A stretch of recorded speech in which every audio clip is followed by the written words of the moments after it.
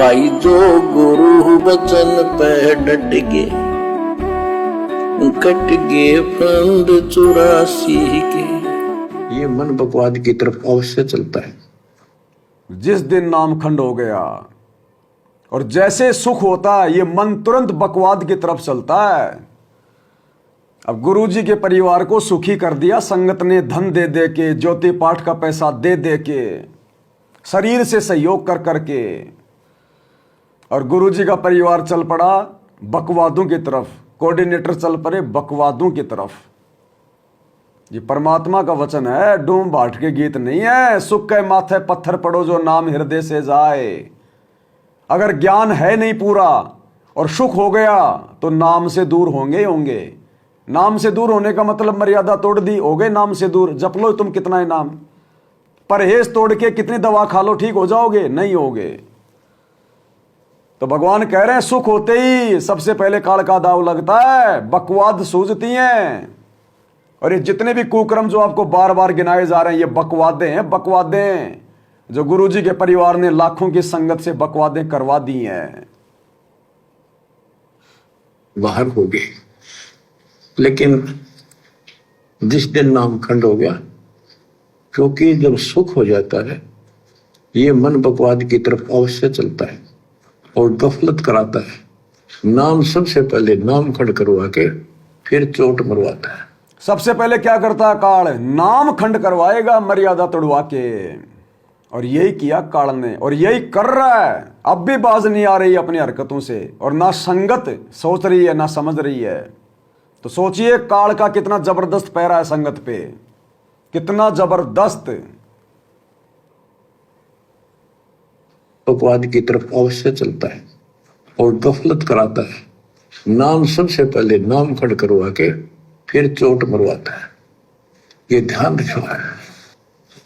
नाम सुमर ले सुकर्म कर ले, कौन जाने कल की, खबर नहीं पल की। ये बात काटेगी है। भक्ति कर, अच्छे कर्म कर, कल का क्या भरोसा? एक पल की भरोसा नहीं। आप देखो माचे माचे फिरे थे, हमने देखे, ऐसे मारे गए, उनको पानी भी पियाने वाला कोई नहीं मिला, एक्सीडेंट में मरे। ऐसे बातें मुड़ा करते, बड़ी बड़ी बड़ी डींग मारा करते थे, हमने देखे कई लोग ऐसे। और उसके बाद जब नाम मार्ग पर हम लगे, भक्ति का ज्ञान हुआ, इस यथार्थ भक्ति ज्ञान पर, वो बातें सारी याद आने लगी। हे भगवान क्या बनती, हे परमात्मा, प्रति जुल्म हो गया था।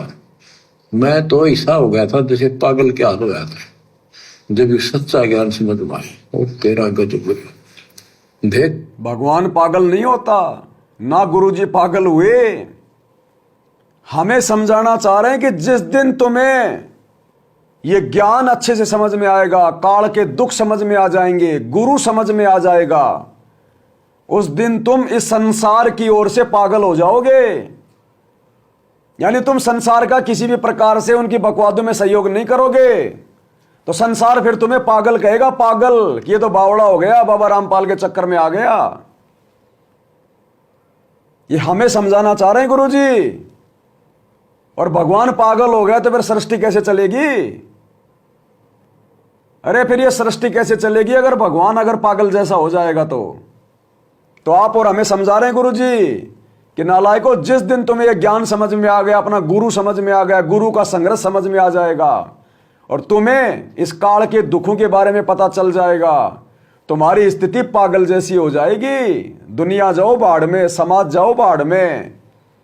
जहां बात आएगी मेरी मर्यादा पे, मेरी भक्ति पे, मैं केवल अपने गुरुजी के वचन की लाज रखूंगा, दुनिया नहीं देखूंगा, तो संसार की तरफ से पागल हो जाएंगे, हम बावड़े हो जाएंगे। यानी संसार हमें फिर बावड़ा कहेगा, पागल कहेगा कि इसको तो बाबा रामपाल के अलावा कुछ नहीं दिखाई देता है, तो बावड़ा हो गया, पागल हो गया, दिमाग इसका खराब हो गया। लेकिन हमारे 90% भाई बहन आश्रम वाले, आश्रम से जुड़ी संगत है, अभी ये तो उसी जो है पागल दुनिया में घुसी हुई है।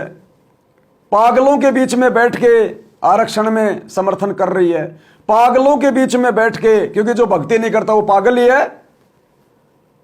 राजपूत करणी सेना के साथ में बैठ के आनंदपाल सिंह की गैंगस्टर की सीबीआई जांच का समर्थन कर रही है। पागलों की रैलियों में जा रही है। ये राजनेता क्या है? जो भक्ति नहीं करते, बकवाद करते हो, पागल ही हैं। पागलों की रैलियों में जा रही है धक्के खाने, पागलों को सपोर्ट कर रही है। तो बताओ क्या हो रहा है संगत में? भगवान दुखी ना हो तो और क्या हो। इसलिए सतगुरु ने ये सात संगतियों का रास्ता चुना है कि अब की बार तो विमान खाली लेके नहीं जाऊंगा, कुछ तो लेके जाऊंगा। और उन कुछ एक आत्माओं के लिए गोता मारूं स्वर्ग में, जा बैठूं पाताल। गरीबदास ढूंढता फिरूं अपने हीरे मोती लाल।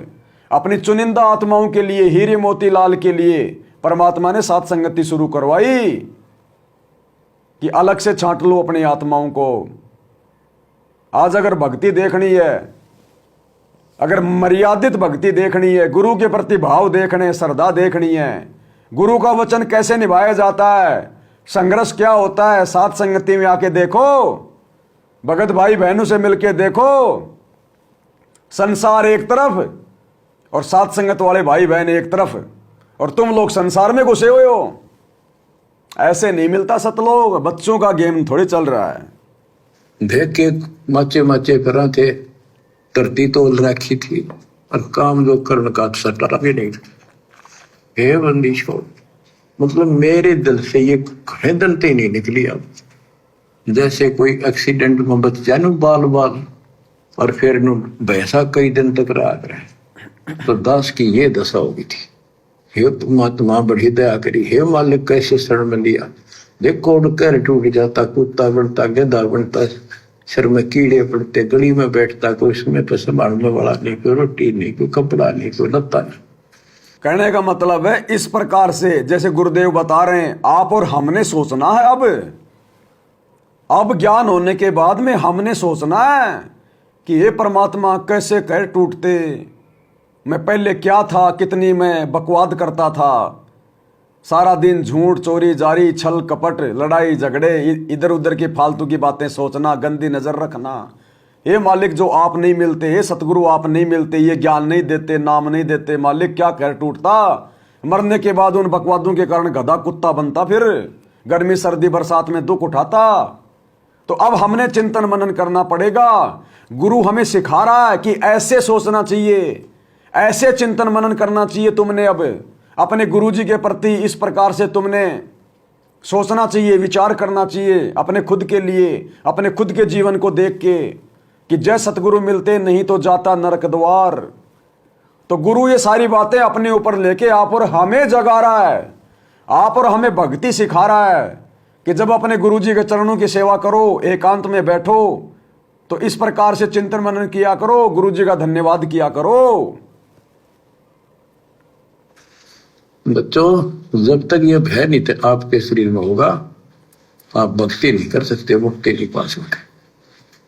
भय बिन भक्ति नहीं होगी। और भय भी, और अगर भय होता तो भाई साहब स्टेडियम नहीं बना पाते गुरुजी के परिवार वाले। अगर भय होता तो खाली आश्रम नहीं बनाने में लगे रहते। अगर भय होता तो 2 कोटी के राजनेताओं की रैलियों में ना खुद जाते, ना संगत को लेके जाते। अगर भय होता तो समाज से भाईचारा निभाने के लिए जाटों का भवन नहीं बनवाते 1 करोड़ रुपए का। अगर भय होता तो अयोध्या में जाके अनुपासकों के लिए भंडारा नहीं लगाते। वो तो सहयोग हो गया। वो तो रामचंद्र जी के दर्शन करने आ रहे थे और तुमने भंडारा लगाया उनके लिए, तुमने तो सहयोग कर दिया। अरे जैसे बाबा श्याम जी के लिए ये पैदल यात्री जाते हैं और तुम उनके लिए भंडारा लगा दो तो सहयोग हो गया ना।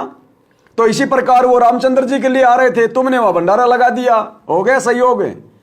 गुरु को तजे भजे जो आना, ता पशुओं को फोकट गया ना। 100 वर्ष सतगुरु की पूजा, एक दिन अनुपासी, वो अपराधी आत्मा पड़े काल की फांसी। भाई और बहनों, मौका केवल सत्सेवकों के पास में है, बाकी सब अपनी विकेट गंवा चुके हैं, सब अपनी विकेट गंवा चुके हैं। बड़े बड़े भगत पाताल में जा चुके हैं।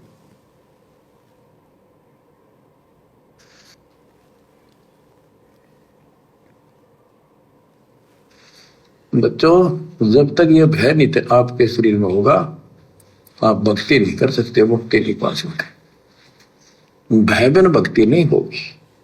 और भय भी सच्चा है, कोई झूठ नहीं, कोई वैसे डराने वाली बात नहीं।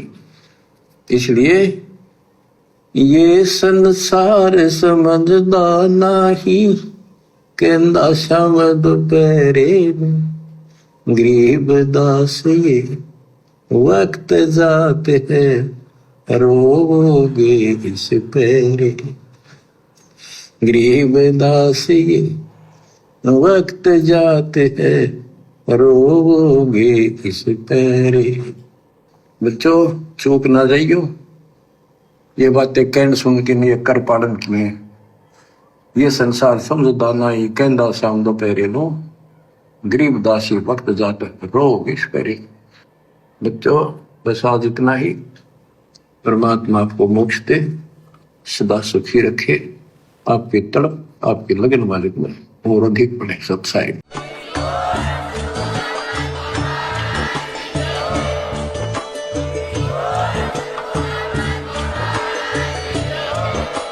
भाई जो गुरु बचन पे डट गए, कट गए फंद 84 के, कट गए फंद 84 के, कट गए फंद 84 के। जो गुरु बचन पे डट गए, कट गए फंद 84 के, कट गए फंद 84 के, कट गए फंद 84 के।